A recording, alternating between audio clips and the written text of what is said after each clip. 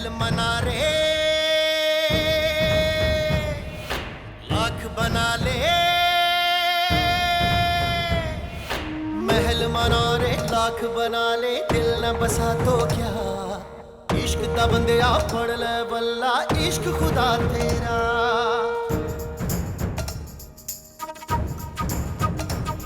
पैमाने वफा दस्तारे अना, पैमाने वफा दस्तारे अना, सब कुछ है यही रह जाना।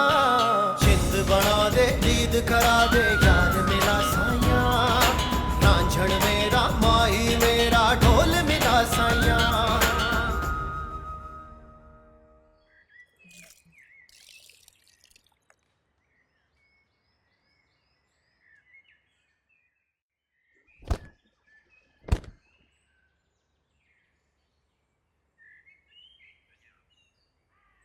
मतीन, कहाँ जा रहे तू? बस ऐसे ही दोस्तों के पास। झूठ बोल रहा है ना? तू फिर उसी चुड़ैल से मिलने जा रहा है ना, जिसने तेरा ये हशर करवाया था? मम्मी, आपसे किसने कह दिया कि उसकी वजह से मेरा हशर हुआ था? तू बेवकूफ समझता है हमें। माँ हूं मैं तेरी। अरे तेरी शक्ल देख के बता सकती हूँ कि तेरे दिल में क्या चल रहा है। मम्मी, जो कुछ मेरे साथ हुआ उसके बारे में तो मानूर को कुछ पता भी नहीं होगा। उसे पता हो या ना पता हो, हुआ तो उसी की वजह से है ना। अरे वो लोग बड़े जालिम हैं, तेरी जान भी ले सकते हैं खुदा ना खास्ता। जरा सोच तो सही, अगर तुझे कुछ हो गया तो तेरी माँ का, तेरे घर वालों का क्या हाल होगा। हमने तुझे पाल पोस कर इस दिन के लिए बड़ा किया था कि तू एक लड़की के पीछे दीवाना पागल हो जाए और अपनी जान की कुर्बानी देने लगे। अरे ये सिला देगा तू हमें हमारी मोहब्बतों का? तू क्या समझता है कि तेरे अब्बा तेरी बातों में आ गए? अरे मैं तेरी माँ, मैं हूं वो जिसने हाथ पांव जोड़कर उन्हें रोक रखा है, वरना अब तक तो न जाने क्या हो गया होता। मम्मी, मैं समझता हूँ कि आप लोग मेरी वजह से बहुत तकलीफ में हैं, बहुत दुख हो रहा है आपको मेरी वजह से, लेकिन मुझे नहीं पता कि मुझे क्या हो गया। उसको बोलने की बहुत कोशिश करता हूँ, लेकिन उसका ख्याल मेरे दिल से जाता ही नहीं है। उसके बगैर नहीं रह सकता। उसके बगैर मैं खुद को बेबस और लाचार महसूस करता हूँ। ये पागलपन है तेरा। अरे तुझ में और उसमें जमीन और आसमान का फर्क है। और ये जो बातें तू सोच रहा है ना, ये सिर्फ किस्से और कहानियों में होती हैं। ये हवेली वाले भेड़िए हैं, भेड़िए।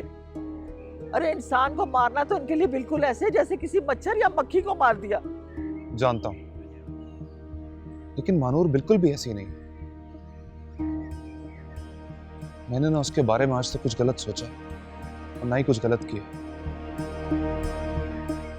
इसलिए मुझे पूरा यकीन है कि मेरे साथ भी कुछ गलत नहीं होगा।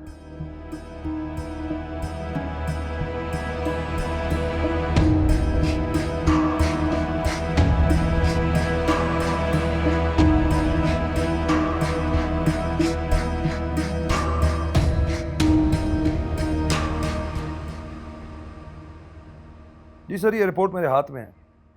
अगवाकारों के फिंगरप्रिंट्स के थ्रू उनकी शिनाख्त हो गई है। हम बहुत जल्द उन तक पहुंचने वाले हैं। सर, जैसी कोई प्रोग्रेस होगी मैं आपको बताऊंगा। जी sir, don't worry sir, I am on it. Right. DIG साहब इस केस पर कुछ ज्यादा इंटरेस्ट ले रहे हैं। सर, जब इस केस में बड़ी मालकिन का नाम आएगा तो ऊपर वालों को तो परेशानी होगी ना। मुझे लगता है कि इन लोगों की परेशानी अब बढ़ती जाएगी।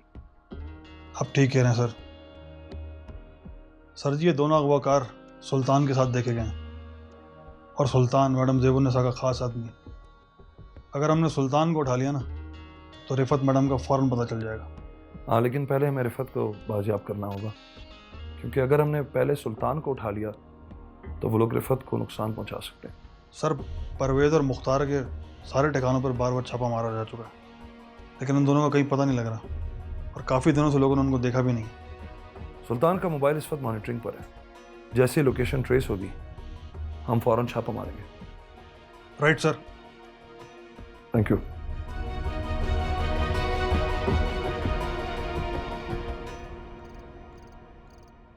हाँ, ओए तुम फिक्र मत करो, ये जरा मालकन का और रिफत बीबी का जो मसला है इसको खत्म होने दो। 2-4 दिन में ये मसला खत्म हो जाएगा और फिर तुम्हारा काम भी हो जाएगा और नहीं छोड़ेंगे उसे हम भी। उस्ताद, उस्ताद, पुलिस आ गई है, पुलिस। और पुलिस कैसे आ गए हो यहाँ पर? पता नहीं उस्ताद, हमारे बंधु ने उन्हें रोका हुआ है। चलो यहाँ से भाग चलें। और रुको, मैं 1 मिनट मैडम को लेकर आता हूँ। मैडम को छोड़ें उस्ताद, मैडम के चक्कर में सब पकड़े जाएंगे।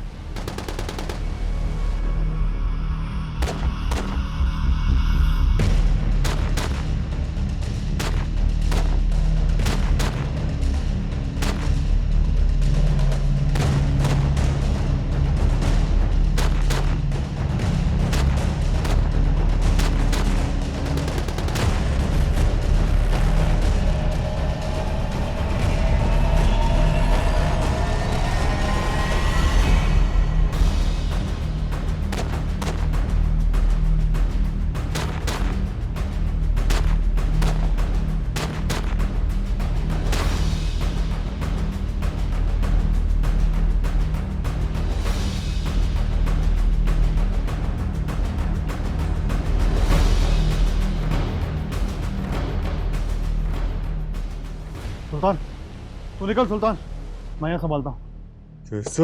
निकल निकल।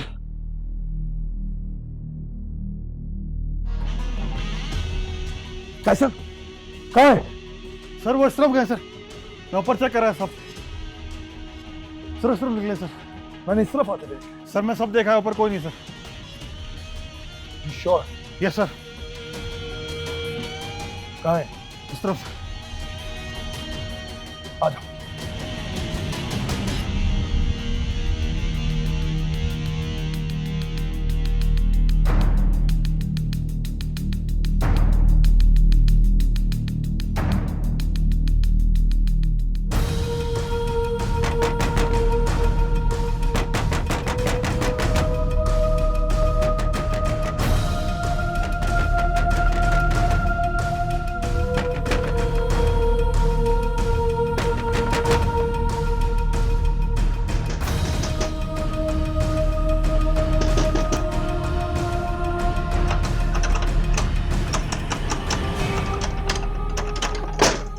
मैडम, आप सेफ हैं?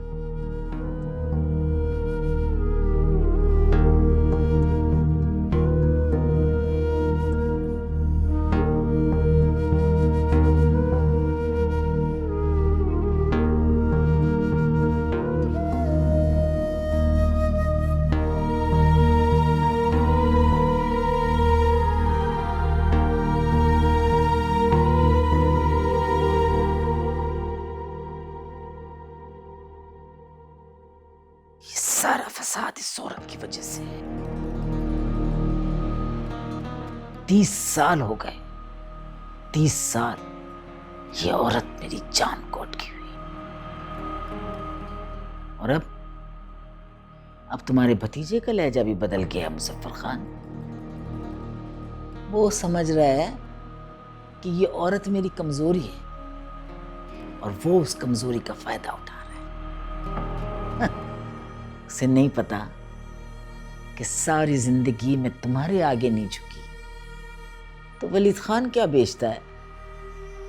हाँ। लेकिन अब इस औरत का सर कुचल देना चाहिए। ये नागन है और इस नागन को कुचलना जरूरी है। मैं तो बहुत पहले कुचल देती, लेकिन रहीम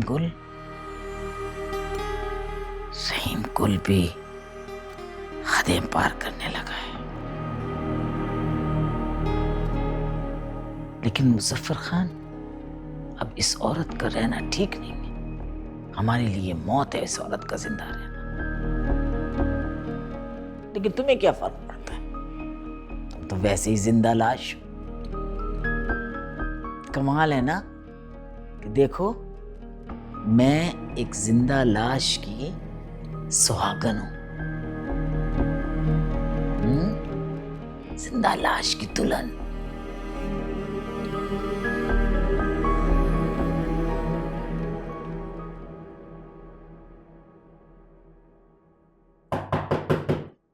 कौन है? मलकन में हूँ, रहीम गुल। एक जरूरी खबर लाया हूँ। अंदर आओ। क्या ऐसी परेशानी हो गई जो इस वक्त तंग कर रहे हो? मलकन, वो रिफत बेगम को पुलिस उठाकर अपने साथ ले गई है। क्या? ये कैसे हो सकता है? किसने दिया ये खबर? सुल्तान कहाँ है? उसका फोन आया था। सुल्तान का? जी।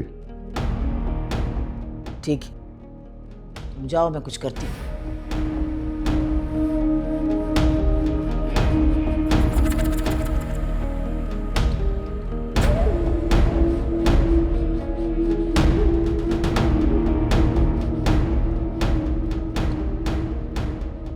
ये जो तुम्हारी मुस्कुराहट है ना, मेरा दिल चाहता है कि मैं तुम्हारी नोच लूं ये मुस्कुराहट।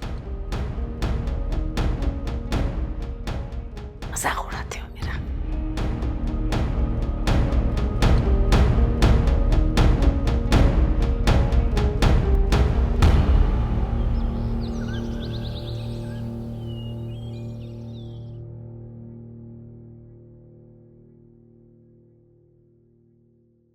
गुल बाबा, गुल बाबा,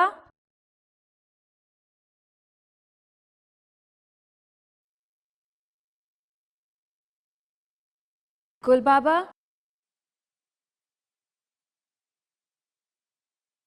गुल बाबा,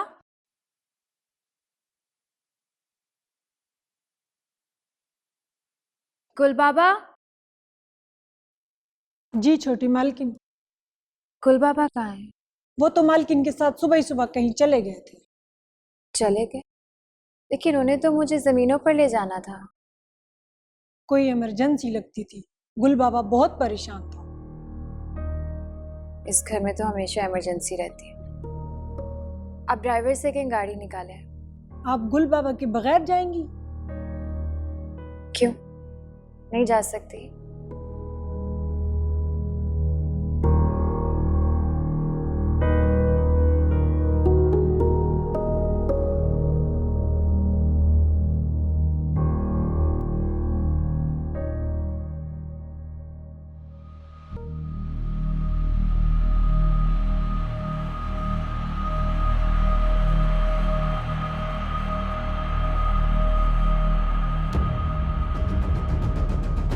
गाड़ी रोके।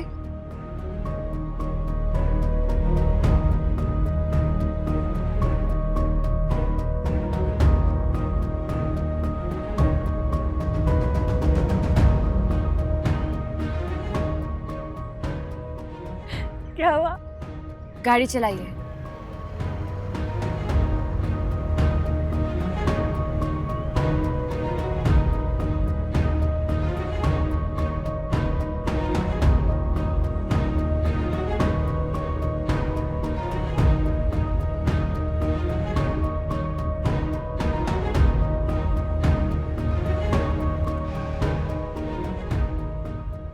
वापस चलाएं।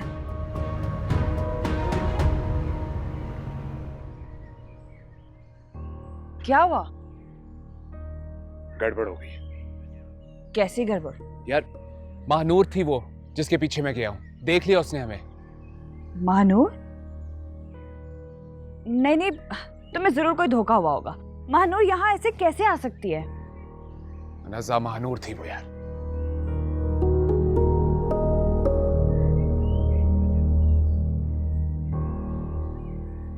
तो अब क्या होगा? फेस करना पड़ेगा यार अब।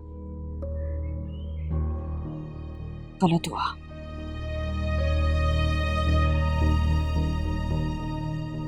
सॉरी एसपी साहब, मैं बीजान के खिलाफ कोई बयान नहीं दे सकती। मगर क्यों मैडम? यही तो मौका था उनको कानून के शिकंजे में लाने का। जी मैं जानती हूँ, लेकिन वो मेरे मरहूम शौहर हाशिम की माँ हैं और मैं हाशिम खान की माँ के खिलाफ अगवा का केस नहीं कर सकती। मेरे एक बात समझ में नहीं आती मैडम, उन्होंने आपके रिश्ते का कभी ख्याल नहीं किया। मुझे नहीं समझ आता कि आप इतनी मुरव्वत क्यों बरतती हैं।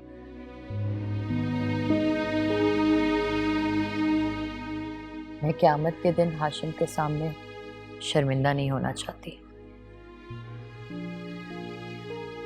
अगर उन्होंने शिकवा कर दिया कि तुमने मेरी माँ को माँ नहीं समझा तो क्या जवाब दूंगी?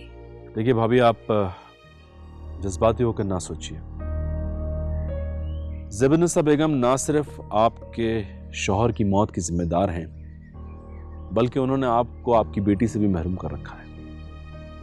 ये अगवा का केस उन पर दबाव डाल सकता है और हो सकता है कि वो महानूर के मामले में आपसे कॉम्प्रोमाइज करने पर राजी हो जाए। लेकिन आरिफ भाई, महानूर का केस तो हम कर चुके हैं ना, और इंशाल्लाह देखिएगा कोर्ट फैसला हमारे हक में ही करेगी। ठीक है, जैसे आपकी मर्जी। मायूं, अगर इनकी यही ख्वाहिश है तो हम इन पर दबाव नहीं डाल सकते, लेकिन प्लीज आप अगवाकारों को तो गिरफ्तार करें। डेफिनेटली सर, एफआईआर पे कार्रवाई तो करनी है मैंने। हम सुल्तान के बहुत करीब पहुंच चुके हैं। एक बात बताइए मैडम, आप मुजरिमों को पकड़ने में तो हमारे साथ ताबून करेंगी ना? जी हाँ, बिल्कुल। जिन्हें मैं जानती हूँ उनके खिलाफ बयान दूंगी मैं। हुमायूं, आप मुजरिमों को तो गिरफ्तार करेंगे, लेकिन हमें भाभी की सिक्योरिटी का इंतजाम भी करना है। हम रिस्क नहीं ले सकते। श्योर सर, आपके कहने से पहले मैंने 2 सिपाही तैनात कर दिए इनकी सिक्योरिटी के लिए। Good, thank you. मैडम, मैं कैसर को भेज दूंगा आपका बयान रिकॉर्ड करने के लिए। जी ठीक है। आपको उस बयान में जो कुछ कहना हो खुल के कहिएगा। मुझे इजाजत दीजिए। अल्लाह हाफ़िज़। अल्लाह हाफ़िज़।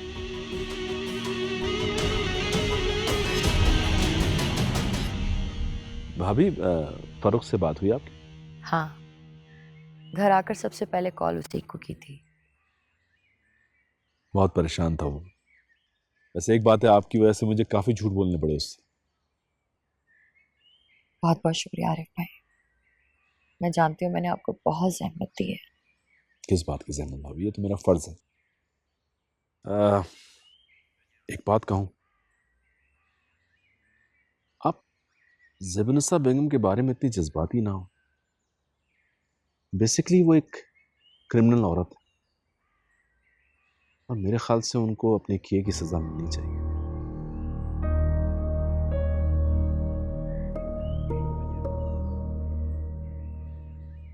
मैडम, ये तो क्रिमिनल एक्ट है। अगर रिफत ने आपके खिलाफ बयान दे दिया तो बहुत बड़ा मसला खड़ा हो जाएगा। तुम इतने बड़े वकील हो, इतना तो जरूर जानते होगे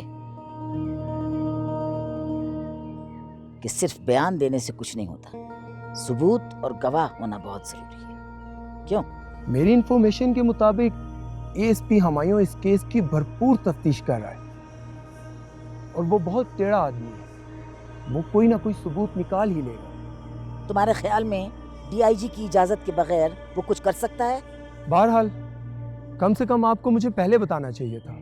कोई भी लीगल प्रॉब्लम हो सकती थी। इतना वक्त कहाँ था मेरे पास? तुमने तो मुझे परेशान कर दिया था। बकौल तुम्हारे कि अगर वो औरत कोर्ट में पेश हो गई तो उसे महानूर से मिलने की इजाजत मिल जाएगी, और मेरे पास उसको रोकने का सिर्फ यही तरीका था। वो मसला तो अब भी मौजूद है। अगले महीने फिर समाअत है। एएसपी ने मेरी एक्सपेक्टेशन के बरक्स ज्यादा फुर्ती दिखाई और उस औरत को निकाल कर ले गया। चंद दिन अगर और मिल जाते तो वो सारे पेपर्स पर साइन कर चुकी होती। मैडम, इन पेपर्स का कोई फायदा नहीं है। जो बयान अदालत के सामने दिया जाए, अदालत वही बयान मानती है। मैडम, रिफत ने अगर आपके खिलाफ अदालत में ये बयान दे दिया कि उनसे ये गन पॉइंट पर साइन करवाए गए हैं, तो कानूनी तौर पर उन कागजात की कोई हैसियत नहीं होती। ठीक कह रहे हो तुम बिल्कुल ठीक कह रहे हो, लेकिन ये जंग सिर्फ कानूनी रास्ते से नहीं जीती जा सकती, और महानूर को बचाने के लिए मैं कोई भी कदम उठा सकती हूँ, कानूनी या गैर कानूनी।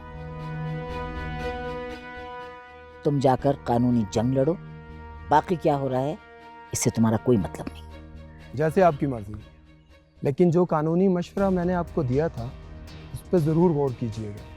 कौन सा मशवरा? जितनी जल्दी हो सके महानूर की शादी कर दें। इसके अलावा उसे रोकने का और कोई कानूनी रास्ता नहीं। खुदा हाफिज।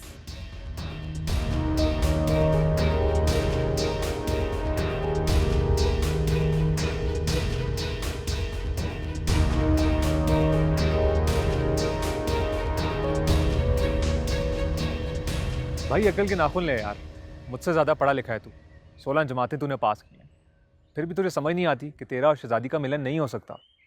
ऐसा सिर्फ अली लैला की कहानियों में ही होता है। ओ भाई, मैं यहाँ पे तेरा लेक्चर सुनने नहीं आया।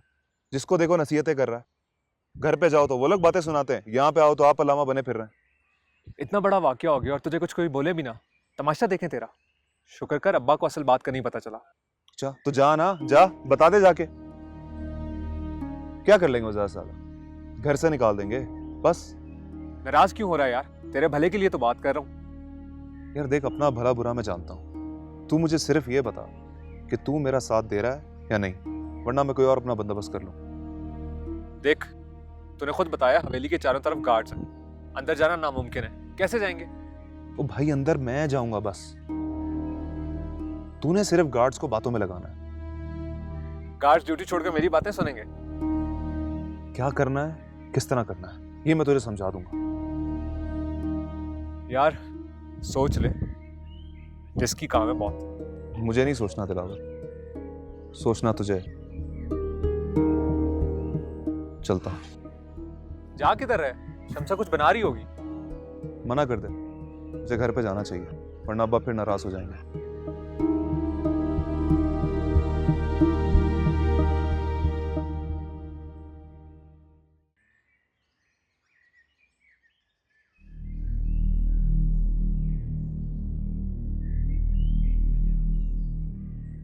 कैसी हो?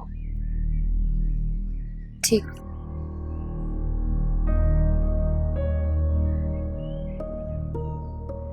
नाराज हो मुझसे? तुमसे किसने कहा?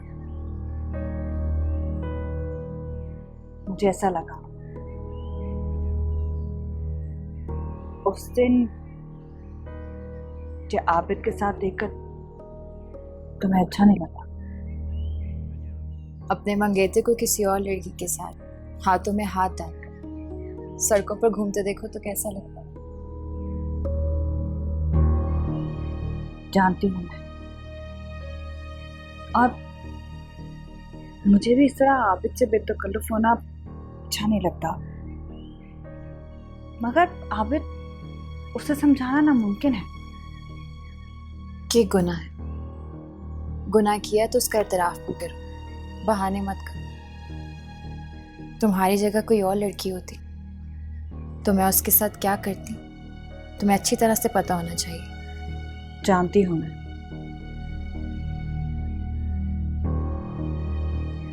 इसलिए माफी मांगने आई। आबिद ने भेजा तुम्हें? नहीं, मैं खुद आई हूँ मानूर।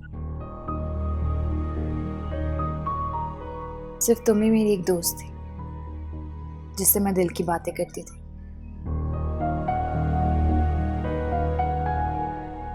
बहुत मायूस किया तुमने मुझे।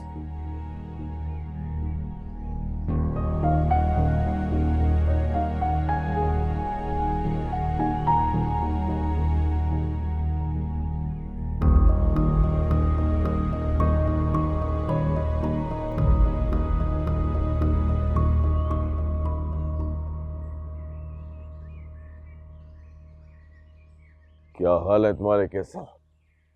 बस सरकार आपकी छां में पड़े हैं। सुना है तुम्हारा एएसपी बड़ा हंगामा खड़ा कर रहा।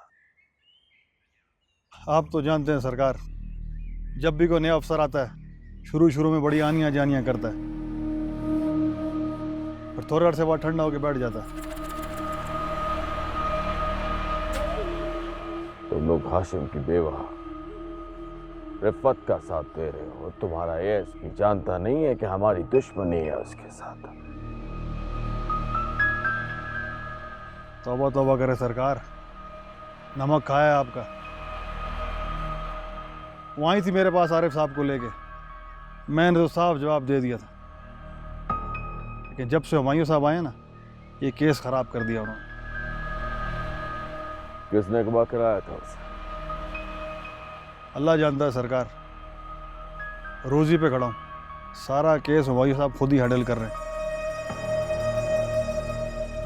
मौके से कोई बंदा मिल जाता ना तो पता चल जाता कि इस अगवा के पीछे कौन है। हाशिम की बेवा रिफत ने तुम्हें कुछ नहीं बताया? बयान तो दिया था सरकार उन्होंने, लेकिन किसी का नाम नहीं लिया।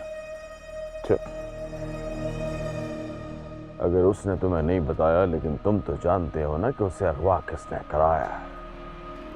सुल्तान ने। और सुल्तान किसका आदमी है ये भी तुम अच्छी तरह जानते हो। आप बिल्कुल ठीक कह रहे हैं सरकार, लेकिन मौके से अगर कोई बंदा मिल जाता तो तस्दीक हो जाती इस बात की। हाशिम की बेवा का कोई अता पता कहाँ रहती हो? उनका घर तो सरकार एएसपी साहब ही जानते हैं। मुझसे तो वो बस थाने में मिली थी। मुझे उसका पता चाहिए कैसे? मिल जाएगा सरकार, कल ही चेक करके बताता हूँ आपको। कोई भी खबर मिले तो मुझे फौरन इत्तला करनी है। इसे मेरा प्राइवेट नंबर दे दो। सरकार। कैसर साहब की खिदमत मदारत करो और इन्हें छोड़ के आओ। बेहतर सरकार। चल भाई।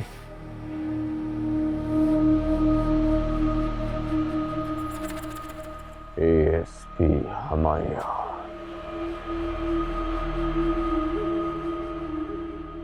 शहरी अफसर जब भी पहाड़ों में आते हैं फड़फड़ाते बहुत है।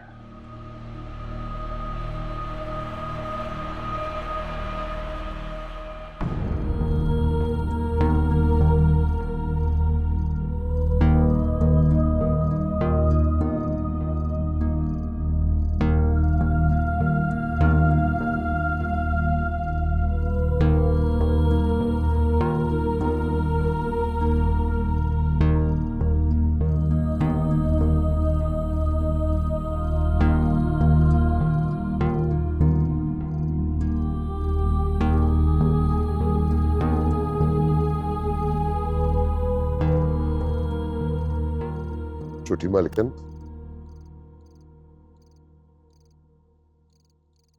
छोटी मालिकन, आप अपने गुल बाबा से नाराज हो क्या? मेरे नाराज होने से क्या फर्क पड़ता आपको? करेंगे तो आप वही जो अम्मा जानी चाहेंगे। आप नहीं जानती छोटी मालिकन, मैंने कई बार आपकी वजह से मालिकन की नाराजगी मोल ली।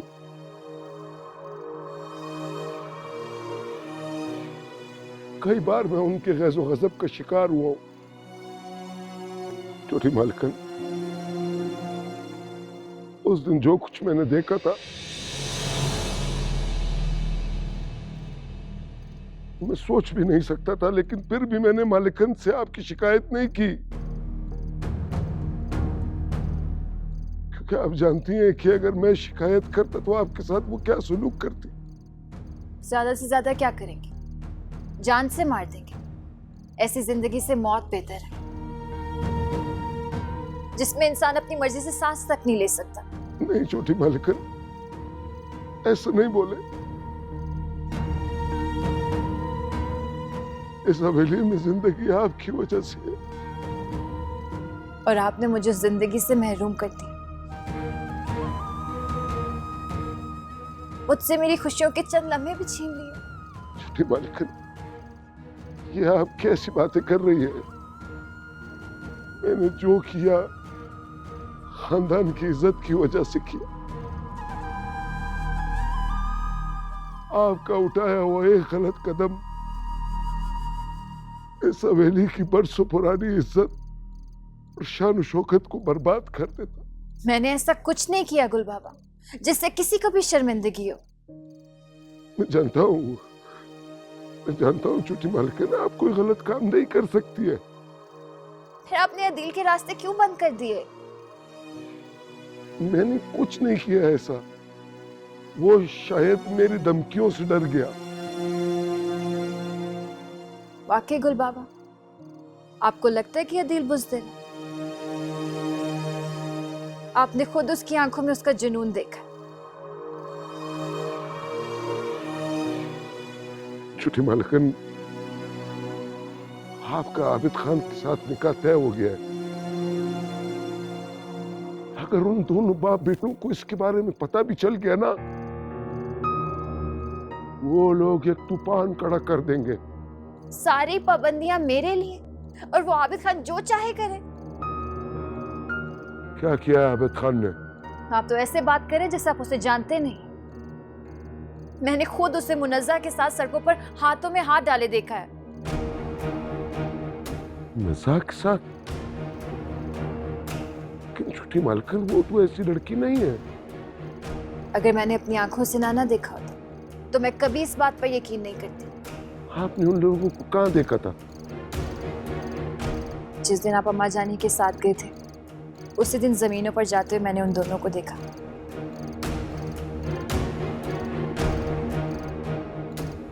कुल बाबा, मैं भी इंसान, मेरे सीने में भी दिल धड़कता है,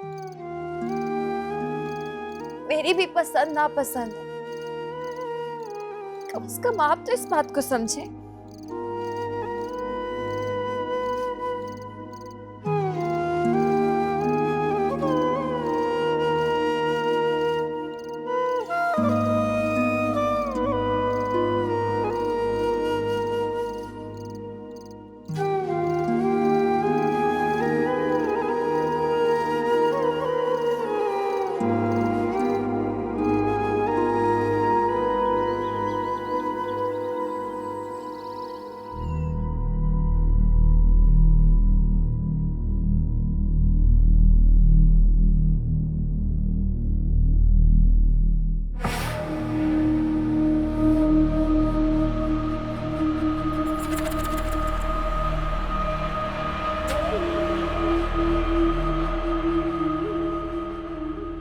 वलीद खान,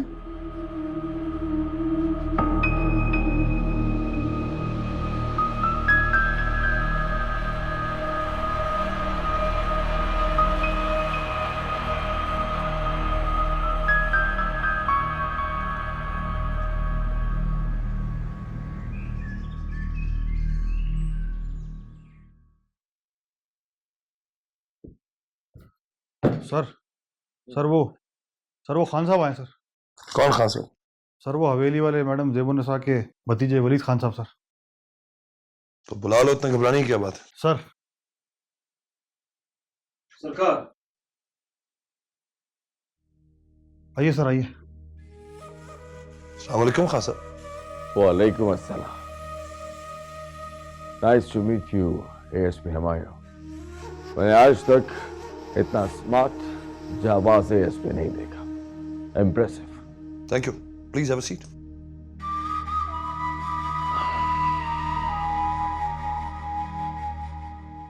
फैसल साहब के लिए कोल्ड ड्रिंक ले आओ। सर नहीं, कोई जरूरत नहीं है। मैं सॉफ्ट ड्रिंक नहीं पीता। खान साहब, ये थाना है, यहां मैं आपको सिर्फ सॉफ्ट ड्रिंक ही पेश कर सकता हूं। कोई तकल्लुफ की बात नहीं है एएसपी साहब, बस 2 मिनट की बात है आपसे। बताइए कैसे आना हुआ? रात पीजान का फोन आया था, मैंने सोचा चले इसी बहाने आपसे मुलाकात हो जाएगी। खैरियत? कोई मसला? एएसपी साहब, बीजान को एक एएसपी से क्या मसला हो सकता है? इस पूरे इलाके की मालिक हैं वो। आपने बस किसी चक्कर में उनके 2 बंदे उठा लिए हैं। गरीब लोग हैं, मेहनत मजदूरी करके अपना पेट पालते हैं। बीजान का कहना है कि उन्हें छोड़ दिया जाए। खान साहब, वो छोटा मोटा केस नहीं है, अगवा का केस है, और वो भी खातून का। और अलबत्ता वो खातून आपके रिश्तेदार है। उससे हमारी रिश्तेदारी थी। खैर, ये हमारे खानदान का मामला है, हम इसे तय कर लेंगे, आप छोड़ दीजिए। आई एम सॉरी, मैं उन्हें इस तरह नहीं छोड़ सकता। बहुत मुश्किलों से उनको अरेस्ट किया गया और वैसे भी वो एक बहुत संगीन और नाकाबिल जमानत केस में इन्वॉल्व है। बीजान की डीआईजी साहब से बात हुई थी, वो नहीं आया आपको? नहीं सर, मुझे कोई फोन नहीं आया। उठाइए फोन। लगता है डीआईजी को पता लग गया है कि हम यहाँ आए।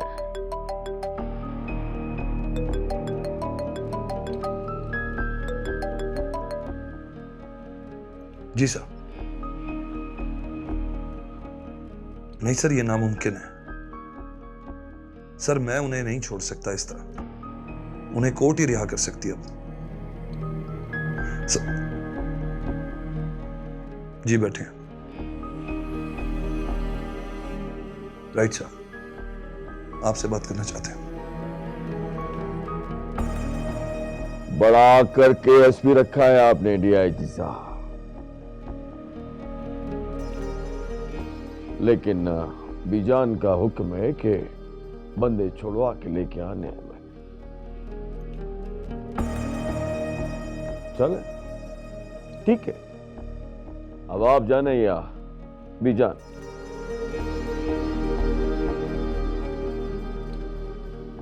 बड़ी जल्दी की आपने एफआईआर काटने में, जरा सब्र करते तो सब्र का फल भी मिलता। सर, ऐसे मुल्जिमान की एफआईआर काटने में हम बिल्कुल देर नहीं करते हैं,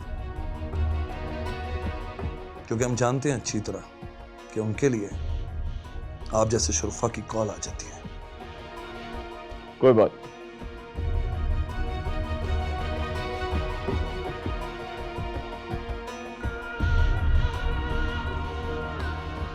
आपकी फर्स्ट शनाख्त याद रहेगी, फिर मिलेंगे।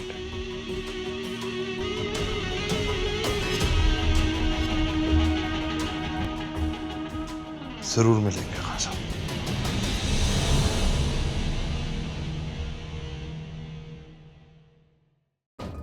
चैलेंज है मेरे लिए, तुम इस चैलेंज को कबूल करते हो?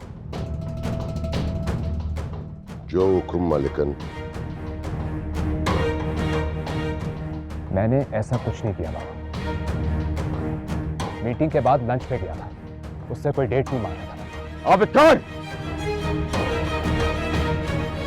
मुझे तुम्हारी खैरात नहीं चाहिए मिस्टर आबिद। मैं कोई गिरी पड़ी लड़की नहीं हूं। तुम्हारा और मेरा खानदान एक ही है।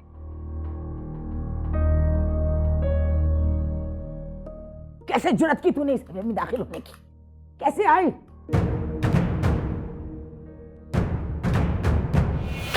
महल मनारे लाख बना ले, महल मनारे लाख बना ले, दिल न बसा तो क्या, इश्क दा बंदिया पढ़ ले बल्ला, इश्क खुदा तेरा।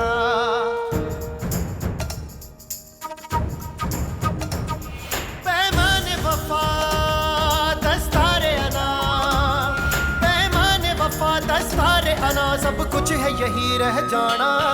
जिंद बना दे, ईद करा दे,